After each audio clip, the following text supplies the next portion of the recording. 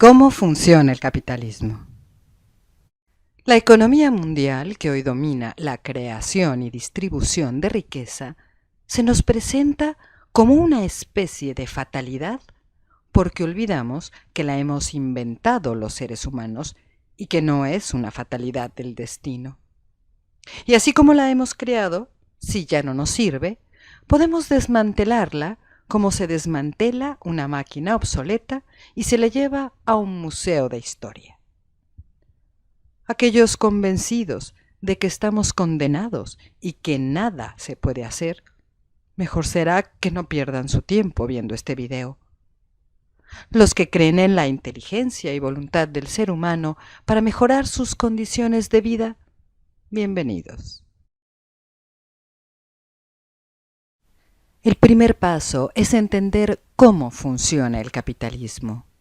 Para ello empezaremos por uno de sus actores principales, el dinero. Todos estamos de acuerdo en que el dinero es una medida para intercambiar bienes y servicios. Pero, ¿qué es lo que mide el dinero? Remontémonos un poco en el tiempo. Durante la Edad Media, los siervos, los campesinos del señor feudal, producían un excedente para éste, mientras que el producto restante era para el propio consumo del siervo, y sólo si obtenía algún excedente lo intercambiaba por otros productos en el mercado local.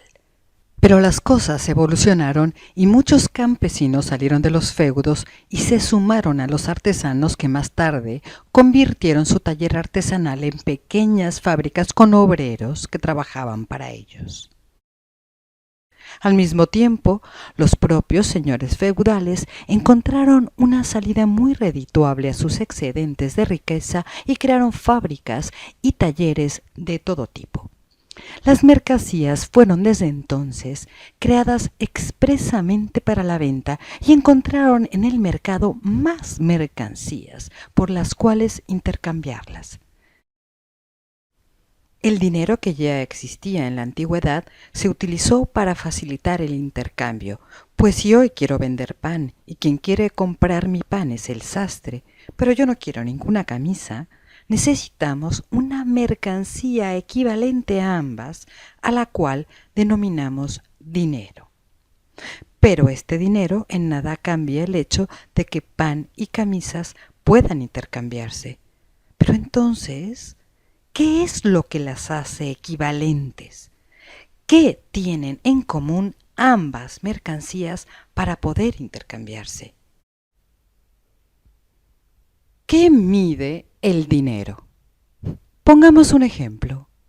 Yo, el pescador de mi pueblo, solo a la orilla del mar pesco en 12 horas 12 pescados diariamente, a un pescado por hora en promedio. Los peces no me cuestan nada, están en el mar y los pesco con una caña que yo mismo hice. Mi vecino, el leñador, corta 4 cargas de madera en 12 horas, una carga cada 3 horas, con un hacha que él mismo fabricó. Un día tuve ganas de encender el hogar y mi vecino tenía ganas de comer pescado. Así que nos sentamos tranquilamente a pensar cómo intercambiar nuestros productos de manera correcta. No puedo sumar manzanas y peras a menos que tengan algo en común. ¿Pero qué tienen en común pescados y leña? Ambos nos miramos asombrados y encontramos que lo único común entre mis pescados y su leña era la cantidad de trabajo que ambos habíamos puesto en pescar y cortar. El trabajo es lo que había convertido al pez en pescado y al árbol en leña. Pero él decía que su trabajo era mejor que el mío y yo respondía que no era así. Seguimos discutiendo hasta que el leñador me preguntó: vamos a ver, ¿cuánto tiempo te llevó pescar esos pescados? Pues 1 hora cada uno, respondí. ¿Lo ves?, me dijo. A mí me tomó 3 horas cortar una carga de leña. Ahí está la respuesta, dije entusiasmado. El tiempo de trabajo que a ambos nos tomó obtener nuestros productos es nuestro equivalente común. Yo le di 3 pescados por una carga de su leña, la cantidad de pescado y leña que a cada uno nos había tomado 3 horas de trabajo obtener. Así nos hemos puesto de acuerdo todos en el pueblo y ahora sabemos cómo intercambiar nuestras mercancías. ¿Cómo calcular el valor de una mercancía? Lo mismo pasa conmigo, el ebanista. Yo fabrico una silla en 12 horas utilizando como materia prima 2 cargas de madera que compró al leñador.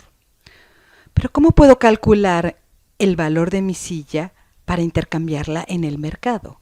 Muy sencillo.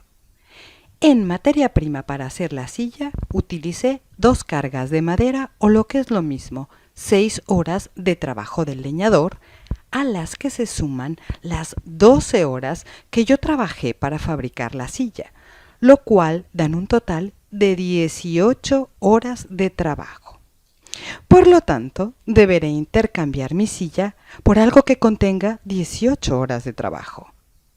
Si alguno de los fabricantes de mercancías quiere pasarse de listo y vender más caro, engañar a su clientela diciendo que lo suyo lleva más horas de trabajo, su competidor ganará a ese cliente, pues lo venderá a su justo valor. De esa manera se regula la compra y venta de mercancías. El dinero. Como no siempre el pescador quiere leña y el ebanista pescado, nos hemos puesto de acuerdo todos en el pueblo para que una mercancía específica sirva como medida del tiempo de trabajo general y podamos consumir de todo. Hemos decidido que sea el oro, que se extrae de nuestra mina a 12 onzas en promedio durante cada jornada de trabajo de 12 horas del minero. Así, cada onza de oro corresponde a 1 hora de trabajo. Podríamos utilizar como dinero arroz, por ejemplo, que el agricultor cosecha a razón de 2 sacos por hora, pero tendríamos que cargar carros de este para intercambiar las mercancías y no sería práctico. Precio de la fuerza de trabajo. Ahora vendo tan bien mis sillas que he podido ahorrar de mis horas de trabajo el suficiente dinero para usarlo como capital y ampliar mi producción. Así que salgo al mercado de trabajo en busca de un trabajador. En el pueblo hay muchos hombres que no tienen medios para iniciar su propia producción, pero tienen una mercancía que vender: su fuerza de trabajo. El pago mínimo que el obrero acepta por vender su fuerza de trabajo es la cantidad de dinero necesario para sobrevivir. Y esto es lo máximo que yo estoy dispuesto a pagar por el momento. En nuestro pueblo, la suma de alimento y bienes para la sobrevivencia diaria se compra con 6 onzas de oro, el equivalente a 6 horas de trabajo, y por esa cantidad hago trabajar a mi obrero durante las mismas 12 horas que yo trabajaba. Inversión y ganancia. ¿Cuánto gano ahora que he invertido mi capital y no trabajo ya en la silla? Veamos. Vendo la silla por las mismas 18 onzas de oro de antes, pues en el mercado a nadie le importa quién hace la silla, si el obrero o yo. A estas 18 le resto mi inversión, 12, 6 en materias primas y 6 en salarios, lo que me da una ganancia de 6 onzas de oro libres de polvo y paja para mí. ¿Pero de dónde salió mi ganancia? Veamos. En materia prima, utilizo la misma cantidad de madera que cuando yo la hacía, pues es la misma silla. Así que ahí no he ahorrado nada y por tanto no está la fuente de mi ganancia. Así que debo analizar el otro componente de mi producción, el trabajo. Mi jornada de trabajo era idéntica a la de mi obrero ahora, de 12 horas. Cuando yo fabricaba la silla, conservaba íntegras para mí el producto de mis 12 horas de trabajo, o sea, 12 onzas de oro. Ahora, a mi obrero, por la misma jornada de 12 horas, no le pago 12, sino 6, la mitad, el 50%.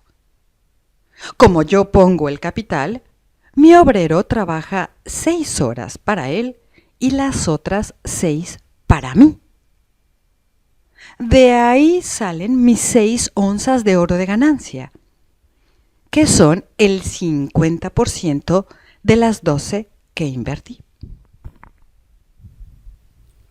El origen de la ganancia es el concepto más importante para comprender cómo funciona el capitalismo. Así que resaltemos lo visto hace un momento. Cuando yo hacía la silla, conservaba las 12 onzas de oro por mis 12 horas de trabajo. Como mi obrero no tiene capital para iniciar su propia producción, tiene que venderme su fuerza de trabajo por el mínimo para sobrevivir. 6 onzas de oro por 12 horas de trabajo. Así que yo conservo el producto de 6 de esas 12 horas de trabajo que él trabaja para mí. De esas 6 horas de trabajo que no le pagó al obrero es de donde sale mi ganancia. Como mi inversión fue de 12 onzas de oro, 6 de materias primas y 6 en salarios, resulta que mi ganancia es del 50% de mi inversión. La competencia. Me doy cuenta de que mi clientela ha bajado y descubro que hace unos días abrió otra ebanistería que produce sillas más baratas que las mías y en mayor cantidad. Descubro que en esa ebanistería trabajan el mismo número de obreros que en la mía. Entonces, ¿cómo hace mi competidor para producir más y más barato? Investigo y encuentro que ese ebanista ha comprado una sierra muy potente y gracias a ella produce cada silla en la mitad del tiempo que yo y puede por lo tanto venderla a un menor precio. ¿Cómo puedo competir con él? Pienso en hacer trabajar el doble a mis empleados, pero la jornada de trabajo es ya de 12 horas y se niegan a trabajar más tiempo. También podría bajarles el sueldo, pero les pago el mínimo para su sobrevivencia y lo rechazan tajantemente. No me queda más remedio que comprar una nueva sierra. Veo en mis arcas y como me falta dinero, pido un préstamo en el banco y finalmente la compro. Hemos llegado al momento crucial del análisis. Siguiendo con atención solo 4 minutos más el ejemplo de nuestro ebanista, entenderemos la razón de fondo por la cual se originan las crisis cíclicas y a la larga mortales del capitalismo. Tendencia decreciente de la tasa de ganancia. Gracias a mi nueva sierra, ahora produzco en cada jornada de trabajo 2 sillas en lugar de una. Para comprobar si puedo venderlas tan baratas como mi competidor, necesito calcular el nuevo valor sumando el tiempo de trabajo incorporado en cada silla. Veamos. 6 horas de trabajo del leñador, más 6 horas de trabajo de mi obrero, que gracias a la sierra realiza cada silla en la mitad del tiempo que antes, nos da un total de 12 horas de trabajo. Y como fabrico 2 sillas en cada jornada, tengo un valor total de 24 horas de trabajo que venderé en el mercado por 24 onzas de oro. ¿Pero cuánto es mi ganancia? Para saberlo, debo restarle al valor de mis sillas lo que invertí en producirlas. Calculemos mi inversión. Como ahora hago 2 sillas, en materia prima utilizo por jornada el doble de madera, 12 onzas de oro. En salarios le pago a mi obrero por la jornada de 12 horas lo mismo que antes, 6 onzas de oro, lo que equivale a 6 horas de trabajo. Por lo tanto, sigo conservando para mí el valor de las 6 horas restantes. Así que mi inversión total es de 18 onzas de oro. El valor total de mis sillas, como ya hemos calculado, es de 24. Y le resto mi inversión, 18. Lo que me da una ganancia de 6 onzas de oro. ¿Pero cómo? Ahora que produzco más y más barato, gano lo mismo. Antes de utilizar la sierra, invertía 12 y ganaba 6. O sea, tenía una ganancia del 50% de mi inversión. Ahora que produzco el doble e invierto 18, mi ganancia sigue siendo de 6.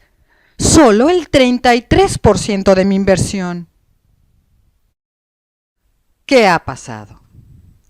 Los capitales buscan siempre el mejor rendimiento para su inversión, pero otros capitales llegan.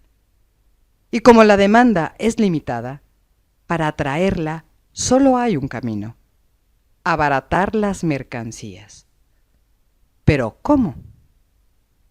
Reduciendo el valor de cada mercancía, lo que implica invariablemente reducir el tiempo de trabajo incorporado en cada una, pues sólo así se produce más en menos tiempo.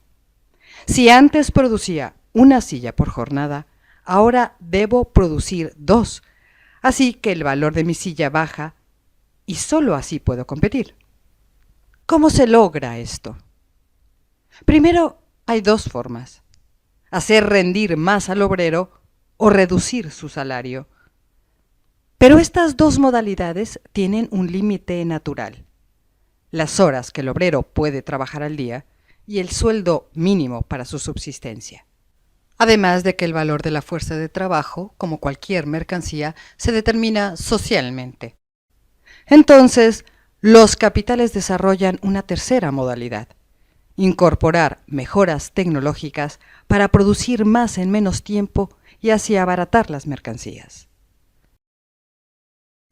Como hemos podido comprobar a lo largo de estos minutos, la carrera por la productividad, mediante mejoras en tecnología, implica que los gastos en materias primas y maquinaria aumenten en mayor proporción al gasto en fuerza de trabajo, que es de donde obtengo la ganancia, y por lo tanto, la ganancia se reduce en relación a lo que invertí, aunque se venda toda la producción, lo cual además es más difícil al tratar de vender mayor cantidad en un mercado cada vez más competitivo.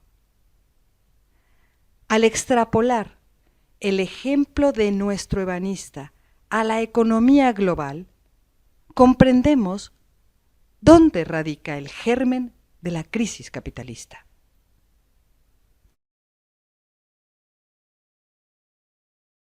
El crédito.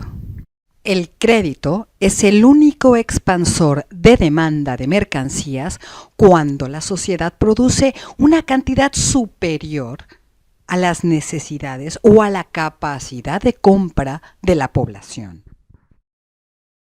¿Pero qué es exactamente una deuda con el banco? Es la promesa de pago de una cantidad de nuestro salario futuro, o sea, una cantidad de nuestras horas de trabajo cuando las hayamos trabajado y cobrado, o parte de la ganancia si es el capitalista quien lo pide. Aún así, horas laboradas por los trabajadores. Una cantidad a la que además se le sumarán intereses. Como ya sabemos, la producción sigue su carrera con nuevos adelantos tecnológicos y ahora, para ganar lo mismo, debo producir más cantidad que antes. La entrada de nuevas tecnologías y el consecuente incremento en la cantidad de mercancías tiende a imperar en el conjunto de la economía, pero la cantidad de trabajadores empleados no se expande en la misma proporción. Más aún, la entrada de nueva tecnología ralentiza su contratación o reemplaza a gran número de trabajadores. Por ello nos encontramos con que aun cuando los precios de las mercancías bajan, también la capacidad de compra, y por más que se expanda el crédito, este tiene el límite real de la cantidad de salarios futuros, que serán menos. Una burbuja crediticia. La sociedad está ya endeudada y no compra a pesar de los bajos precios. Además, debido a la baja en los precios, ahora los deudores no quieren pagar los préstamos de mercancías que compraron más caras de lo que van actualmente en el mercado. La producción, por tanto, se frena y esto conlleva a nuevos despidos, por lo que el crédito irremisiblemente se frena de nuevo, al tiempo que una cantidad importante de la deuda no podrá ser pagada. Esto se conoce como explosión de una burbuja crediticia. Después de la explosión de la burbuja crediticia, la producción no encuentra demanda suficiente. Así que pediré al gobierno que ayude a los bancos poniendo de los impuestos de todos para que pueda seguir prestando. O sea, que realice un rescate bancario. Sin embargo, ¡qué gran problema! Pues por ser ahora más productivos y fabricar más mercancías gracias a los avances tecnológicos, ha decrecido el empleo y ahora casi nadie puede pedir nuevos créditos. Por el lado del trabajo, puedo bajar los salarios de mis trabajadores, expandir su jornada de trabajo, quitar prestaciones sociales o pedir al gobierno que suba los impuestos a los salarios y los impuestos a cada mercancía. Pero los trabajadores siempre han presionado para mejorar sus salarios y condiciones de trabajo y lucharán contra una merma en su nivel de vida. Entonces, también puedo irme a otros lugares del mundo donde haya trabajadores más baratos y que trabajen más horas. Pero pronto también ellos lucharán por mejores salarios y condiciones de trabajo. Los gobiernos me ayudarán a meter en cintura a los trabajadores con reformas laborales, privatizaciones, recortes a bienestar social, impuestos, represión. Pero el límite real de los salarios, el mínimo para sobrevivir y el avance en la tecnología, como hemos visto, hará insuficiente todo lo que hagamos por vender nuestras mercancías. Por el lado del capital financiero, tengo la opción de liquidar mi fábrica y poner mi dinero en la bolsa de valores o en los bancos para que otros empresarios se financien con mi dinero y yo reciba parte de la ganancia que generan esas empresas que sí han podido mantenerse en el mercado. Pero en mi caso están muchos otros, y los que han logrado sobrevivir tendrán tarde o temprano el mismo problema que yo. El círculo se irá estrechando, las ganancias se reducirán y lo que creíamos que íbamos a ganar en la bolsa y los bancos irá mermando y se concentrará cada vez en menos manos. Las crisis en la bolsa de valores no son otra cosa, sino la saturación de un mercado de dinero al que fluye cada vez menos ganancia. La especulación en la bolsa es el mecanismo de redistribución del valor de cada acción, pero en nada altera la rentabilidad de estas. Por el lado de la concentración de capital, podría intentar comprar todas las empresas de mi ramo para crear un monopolio y subir los precios de mis mercancías hasta donde yo quiera. Pero aún así, no podría venderlas por falta de demanda. Por el lado de la tecnología, podríamos tirar todas las nuevas tecnologías al mar y volver a nuestra producción de antes. Pero muy pronto, alguno de nosotros aparecería con una innovación para quedarse con una parte del mercado y empezaría todo de nuevo. Por el lado militar, podríamos inventar una nueva burbuja con una guerra mediante la cual destruyamos mucha riqueza para crear nueva. Pero al final, cuando hayamos reconstruido todo, tendríamos de nuevo el mismo problema. Aunque claro, ganaríamos tiempo. Recordemos los años de posguerra, de 1945 a 1971, que empieza a gestarse la crisis. Este es el círculo vicioso intrínseco, inherente e indivisible del capitalismo. Un inmenso arsenal de mercancías que no pueden venderse. Un límite infranqueable del crédito y la recesión tanto en el ámbito de la producción como del capital financiero, pues éste se alimenta de la esfera productiva. El dinero, única materia prima del capital financiero, no es otra cosa que la suma de la riqueza generada en la sociedad, y como habíamos comprobado antes, el dinero no es más que la medida de la cantidad de horas de trabajo general. Si, por ejemplo, los bancos centrales buscaran dinero, simplemente imprimirían dinero. Es su prerrogativa. Pero si no lo hacen, es porque el dinero no es otra cosa que la medida del tiempo de trabajo y este tiene un límite: las horas trabajadas o por trabajar en la creación de riqueza. Cuando han imprimido dinero irresponsablemente, lo que han ocasionado es una gran inflación, que es el mecanismo compensatorio en el mercado de esta medida arbitraria. No le demos vueltas y olvidemos la eterna digresión del dinero como causante en sí mismo de nuestros males. El dinero es solo una medida de valor, no el valor en sí mismo. El tiempo de trabajo social decrece por la productividad gracias a la incorporación de nuevas tecnologías y con ello decrece la tasa general de ganancia. Y es por esa baja en la tasa general de ganancia que los mercados, el capital, se revuelve desesperado y buscan mecanismos cada vez más perniciosos para la sociedad con el fin de resarcir el daño.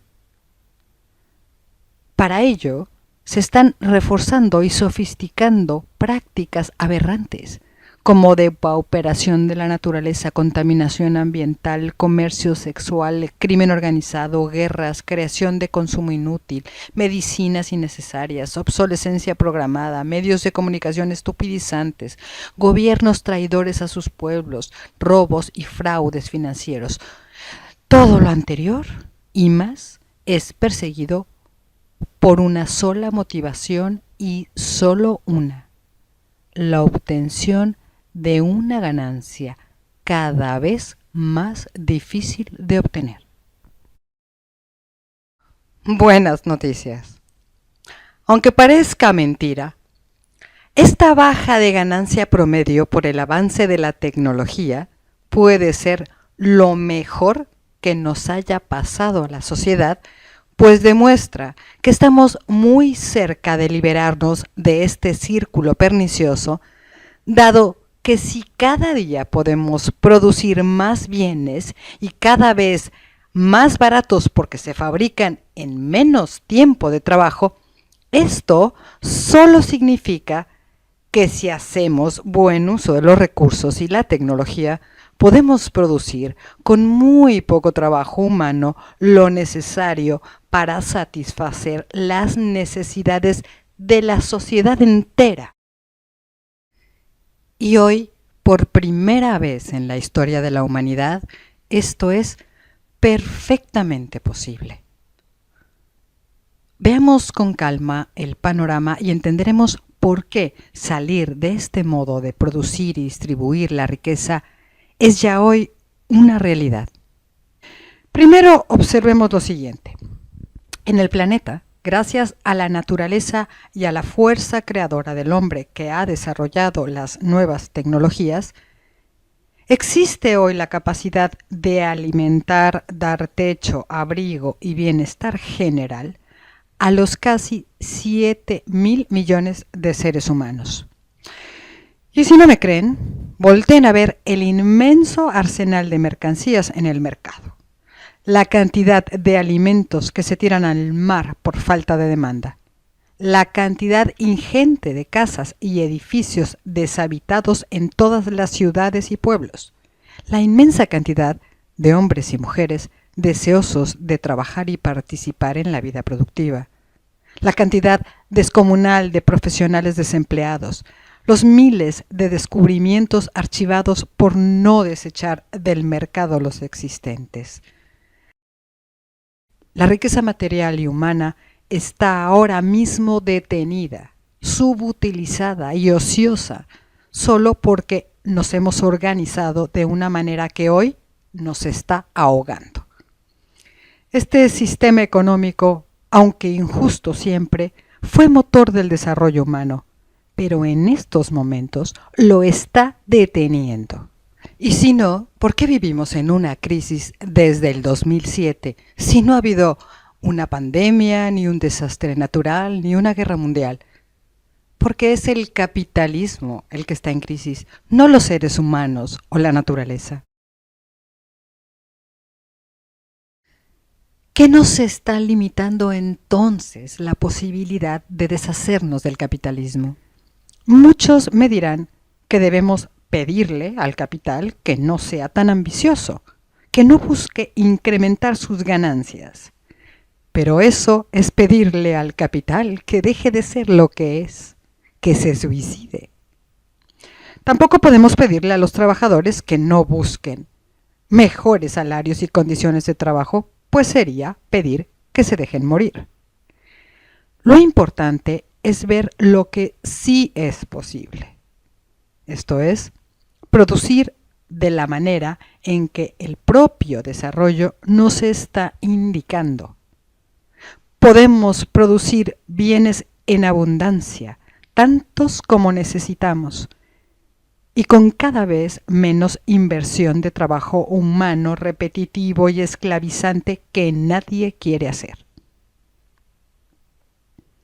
Es la realidad, y no alguna ideología, la que nos está marcando el camino. Pues ya solo tenemos dos opciones: o dejar que el sistema se descomponga aún más con el costo infinito de sufrimiento y vidas humanas, o tomar de la mano el desarrollo y hacer uso de él para el beneficio de todos. Claro que los que todavía tienen algo que perder se resistirán violentamente, pero cada vez son menos, y como hemos visto, la esperanza de que este panorama se revierta es nula. Los que tienen algo que perder buscan convencernos por todos los medios de que el ser humano está dominado por la ambición personal y que nuestra voluntad solo obedece al dinero. Sí, somos muchos los ambiciosos, pero de una vida mejor, y podríamos romper con el paradigma actual haciendo uso de la inteligencia, dando la espalda a lo que ya no sirve y organizando la producción de una manera diferente.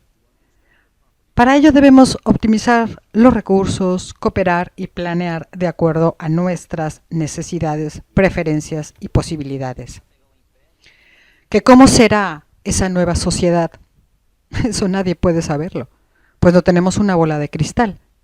Solo sabemos lo que tenemos frente a nosotros, la posibilidad real, objetiva y comprobable de organizar la sociedad en base a la tecnología y la cooperación, y no el dinero y la ganancia. ¿Que será muy difícil? ¿No lo es vivir sin esperanza de una vida sostenible y digna? ¿No estamos dispuestos a cooperar para beneficiarnos todos? Coordinarnos nunca ha sido tan fácil como hoy gracias al Internet. Participar en las discusiones y decisiones de la vida comunitaria, lo mismo. ¿Tenemos que seguir dependiendo de una entidad que nos dicte lo que tenemos que hacer? ¿Un patrón, un gobierno, una iglesia, un banco? ¿No es el momento de ser mayores de edad como sociedad? Si pensamos que solo el mercado puede controlar nuestras vidas, pues entonces no hay nada que hacer. El capital se organiza muy bien para defender sus intereses. ¿No es momento de hacer lo mismo con nuestros intereses? Lo único que nos detiene es la comprensión del hecho incontrovertible, pero aún difícil de visualizar, de que hoy podemos ya desarrollar una nueva economía y detener la miseria de millones de personas y la destrucción del planeta. En cuanto lo comprendamos cabalmente, empezará en ese segundo el cambio.